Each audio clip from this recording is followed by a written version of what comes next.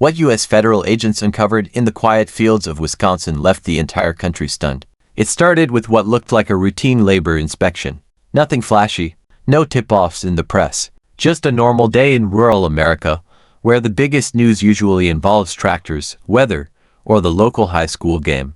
But behind the scenes, something much darker was unfolding, something that would turn into one of the largest human trafficking busts in U.S. history. If you enjoyed this breakdown, don't forget to like, subscribe, and drop a comment. Your feedback helps shape what we cover next, and you being here keeps the conversation going. Thanks for watching. See you in the next one. Of Homeland Security, Homeland Security Investigations, the U.S. Marshal Service, and the Department of Justice. Their mission: infiltrate and dismantle a massive trafficking enterprise that had been operating in plain sight across Wisconsin's rural landscape. They called it Operation Crossfire. What they found was staggering: a $2 billion transnational human trafficking network that used legitimate-looking labor companies and rural properties like farms, warehouses, and motels as fronts for one of the most sophisticated modern slavery rings ever exposed on U.S. soil. These weren't shady backroom operations. These were entities registered with official documentation. On paper, they looked clean, but behind closed doors, they hid a system of forced labor, child exploitation, human confinement, and international smuggling so calculated, it operated like a multinational corporation. Encrypted messaging apps, coded language, refrigerated trucks retrofitted to smuggle people, offshore shell companies, hidden compartments, surveillance countermeasures. The traffickers weren't just criminals, they were organized, resourced, and 2 steps ahead. Until they weren't. Undercover agents embedded themselves inside. Hidden cameras, GPS trackers, surveillance teams. They mapped out the full extent of the network, from recruitment in Central America to transport across borders, to labor camps tucked inside sleepy Midwestern towns. They tracked the money, $2 million funneled through fake payroll systems and broken into smaller transactions, laundered through complex webs of shell companies and offshore accounts. But it wasn't just about data. It was a survivor, a young girl who changed everything. She escaped, and when she did, she brought with her a handwritten ledger. That notebook wasn't just scribbles, it was the key. Names, locations, contacts, routes. It was a full directory of the network's operation, and it lit a fire under every federal agency involved. What followed was Operation Iron Fence, a full-scale raid executed with military precision. Helicopters descended over Wisconsin farmland. Tactical teams moved fast. Targets included farms, transport depots, residential houses, and motels across the state. The coordination was surgical, the timing exact. In a matter of hours, dozens of suspects were arrested, more than 60 victims were rescued, and a mountain of physical, digital, and financial evidence was seized. What agents discovered confirmed their worst suspicions.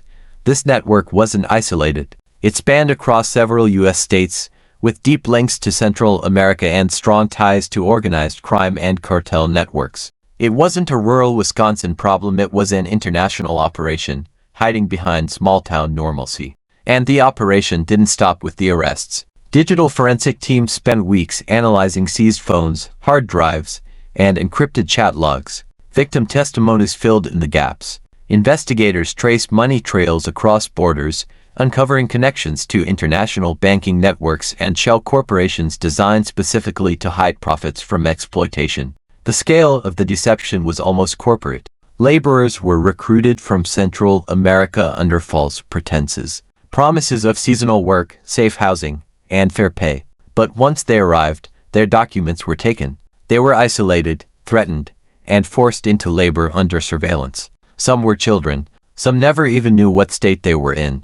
This bust changed everything. It forced law enforcement to rethink how human trafficking can exist in places most would never suspect. Because Wisconsin wasn't just a backdrop, it was a strategy. Traffickers used rural locations because they drew less attention. There were fewer officers, fewer inspections, and an abundance of legitimate industries like agriculture and logistics that provided the perfect cover. That's why this case became a blueprint. In the wake of the operation, the government launched new nationwide programs to deal with trafficking in rural regions, most notably, the Rural Trafficking Response Program. This wasn't just about law enforcement. It was about policy, prevention, and public awareness. The goal was clear: stop this kind of network before it takes root again. If you enjoyed this breakdown, Don't forget to like, subscribe, and drop a comment. Your feedback helps shape what we cover next, and you being here keeps the conversation going. Thanks for watching. See you in the next one. Isn't an isolated threat, it's a national warning. The case also highlighted just how vital survivor cooperation is. That girl who escaped, her courage cracked open the entire operation. Her testimony, along with others rescued, gave investigators insight into routes, handlers, routines, and more. Survivor stories provided the context no surveillance footage could capture, and it changed how cases like this are handled. There's now more emphasis on treating victims not as witnesses of convenience, but as central partners in the fight against organized trafficking. Their insight is often the only way to understand how these operations function from the inside.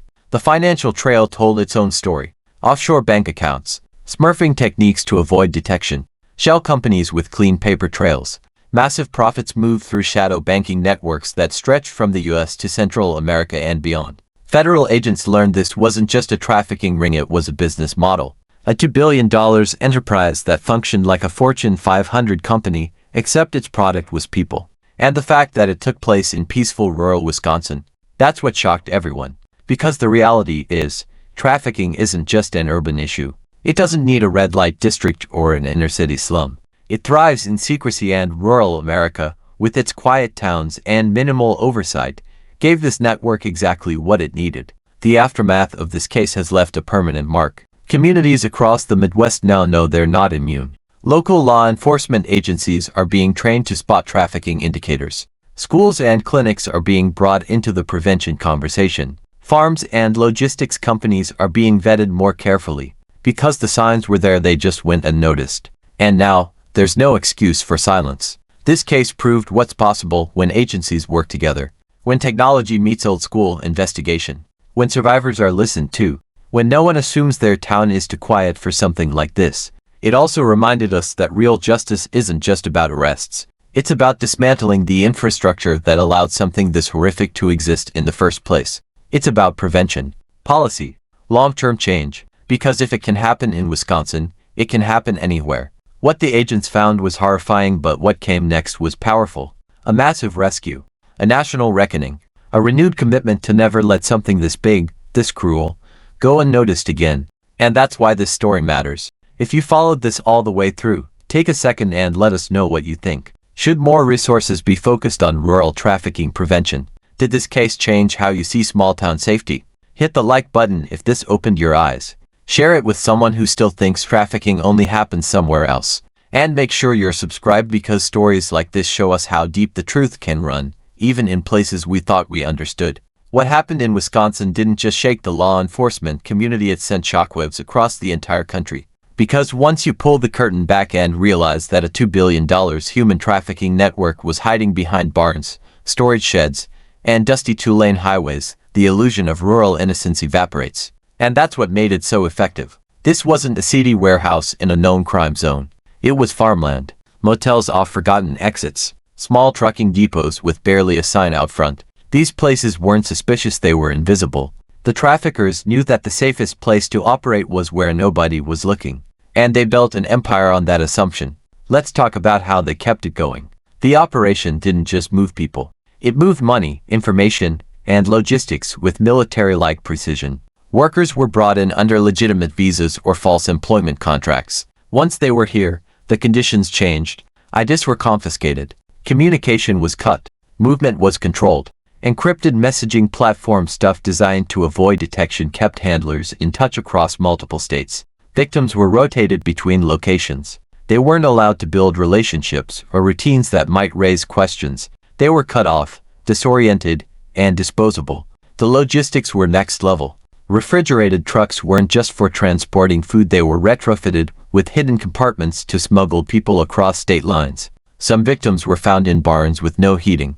Others were held in motel basements. They worked on farms during the day, slept in shacks at night, and were moved before anyone could get to familiar. The system had redundancies. If one location was compromised, another would activate. If a driver got pulled over, there was a script. If a victim escaped, protocols kicked in to scrub the area. It was a cold, calculated enterprise built to survive disruption. And that's exactly why Operation Crossfire had to be flawless. The month-long surveillance was meticulous. Undercover agents used everything: body cams, GPS trackers, drones, surveillance vans parked miles away. They tracked trucks. They followed supply orders. They watched who came in and out of warehouses that supposedly dealt in farm equipment. But again, what cracked it wide open wasn't tech. It was a girl. A teenage girl who ran, who broke protocol, who, despite the risk, kept a record. Her notes weren't random, they were precise. Names, routines, pickup times, payment schedules. That notebook was gold. Once in the hands of authorities, it exposed the entire operations structure.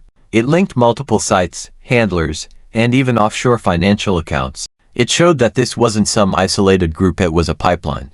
One that started in Central America, passed through border crossings and backroads, and ended in barns and basements across the U.S. Midwest. That's when Operation Iron Fence was greenlit. It wasn't just a raid, it was a coordinated takedown. Helicopters, armored vehicles, simultaneous entries. The kind of coordination usually reserved for anti-terror operations. Why? Because they couldn't afford to lose the element of surprise. One alert text could scatter the network. They needed to hit everything everywhere at once. And they did. Dozens arrested. Over 60 victims freed. Servers, hard drives, ledgers, phones, cash, weapons, transport manifests all seized. Victims were immediately given support food, shelter, access to legal services, and medical care. Some were reunited with families. Some weren't ready to speak, but many did, and their stories added depth to the evidence already collected. Then came the forensic analysis. The financial web was mind-boggling. Shell companies registered in multiple states. Payments broken into small increments to avoid detection, what's known as smurfing. Wire transfers routed through 5 banks before landing in Panama, Honduras, or the Cayman Islands. Each transaction, each document, helped prosecutors build a rock-solid case. But the ripple effect was even bigger. What this bust proved was that human trafficking doesn't need to look like the movies. There are no neon lights, no dramatic kidnappings on city streets. It can look like a delivery truck parked at a gas station, a group of workers getting off a bus, a line of men picking vegetables in silence. It blends in until you know what to look for. That's why policy had to change. Wisconsin's case showed the blind spots in national enforcement. Rural America wasn't prepared. Local sheriffs weren't trained to spot signs of trafficking. Farms weren't inspected the way urban industries are. Zoning laws weren't built to anticipate criminal networks hiding behind legal businesses. So federal agencies responded. The Rural Trafficking Response Program was born. This isn't just another task force. It's an overhaul. Funding for rural departments, training programs for police, healthcare workers, and educators, awareness campaigns in farm communities, hotline visibility, interagency data sharing. Because once you realize what can happen in a town of 2,000 people, you can't unsee it. And the strategy isn't just enforcement, it's prevention.